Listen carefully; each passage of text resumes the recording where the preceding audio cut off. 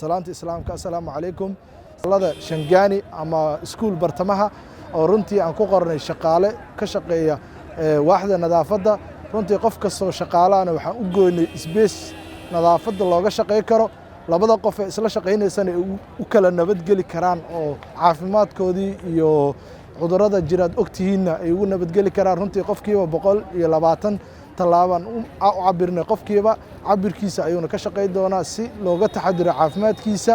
iyo shaqadii uu qabtana u soo baxdo runtii saaka shaqo aad u qurux badan aan qabanay waxaan rajaynaynaa goob kasta oo duqa magaalada Muqdisho dhagax dhigo annagana inaan ka shaqeyno bilicdeedii iyo quruxdii ay lahayd wadadaas aan soo saarno runtii annaga waxa nooga aadan ka wax ahaan waxay tahay inaan bilicdii iyo nadaafadda goobtaas ka shaqeyno runtiina waxa ugu shaqeynay si qurux badan haddana waxaan rajaynayaa wadada hadda aan taaganahay Engineer Yilso Stadium hormarta inaan shaqaale saarno oo ka shaqeyn doona oo rigli u ahaan doona haddii Ilaahay yiraaho waan ku faraxsanahay in saaki gudoomiye degmada Cabdicasiis oo halkan ka shaqeynaya aan ugu imaado runtii farxad weyn ay tahay waxaan ku bogaadinayaa cid kasta oo Soomaaliyeed wax qabanaysana inay u istaagaan magaaladan wax qabadkeeda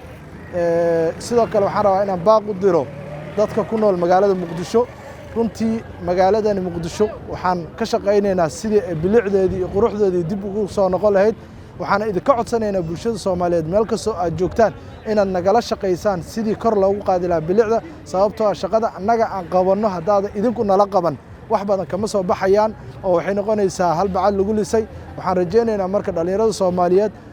kuwa wax bartay iyo kuwa aan wax barinba inay nagala qayb qaataan sidii bilicdi magaalada Muqdisho kor loogu qaadi lahaa dhammaanteena isku kaashano magaalo kasta bulshadeeda iyo dadkeeda ayaa dhisa annagana inaan u istaagno aanan dhihin kaliya waxaan dawladda ayaa laga rabaa inay qabatee marka aad aragto wada qashin yaalo adiga iska bilow marka ugu horeysa halkaad sawir ka soo qaadi lahayd adiga ka bilow inaad wadada qashinka ka leexiso sababtoo ah meesha aad nagu dhaleeceynayso iyo xumaanta annaga naga sheegayso adigu Soomaali baa tahay xaq ayna kugu leedahay inaad wadada wax yaala ka leexiso waxaan ka rajaynaynaa marka muwaadin Soomaaliyeed inaad nagala shaqeyso kor u qaadista bilicda magaalada Muqdisho intaa kadib wadada hadda aan taaganahay waa wada aragteen muddo burbursaneed runtii bulshada Soomaaliyeed waxaan ugu digaynaa dhammaan guud ahaanba inaan marshibiyada korkiisa waxna laga dhisa karin saambaag la dhigi karin wax kasta oo bilicda xumeynayana ay muxuu ahay qof ku sameyn karta aysan jirin maamulka degmada Cabdicasiisna waa ku wargeliyay fariintii ahayd in marshibiyada korkiisa waxna aan laga dhisi karin waxaan rajaynayaa bulshada Soomaaliyeed meel kasta ay joogto inay maqlayaan fariinteeduna ay gaari doonto marshibiyada waxaa lagu talagalay qofka muwaadinka Soomaaliyeed ah inuu dul maro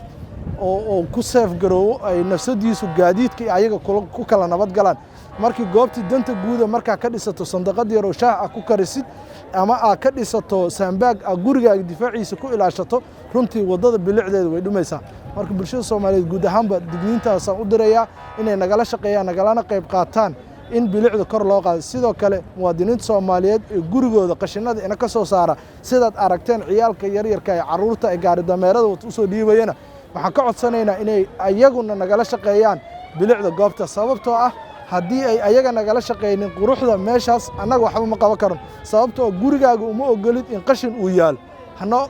marka hana gaarsiinin in wadadii danta guud ahayd adiga iyo anigaba naga dhaxaysay qashin dhex dhigto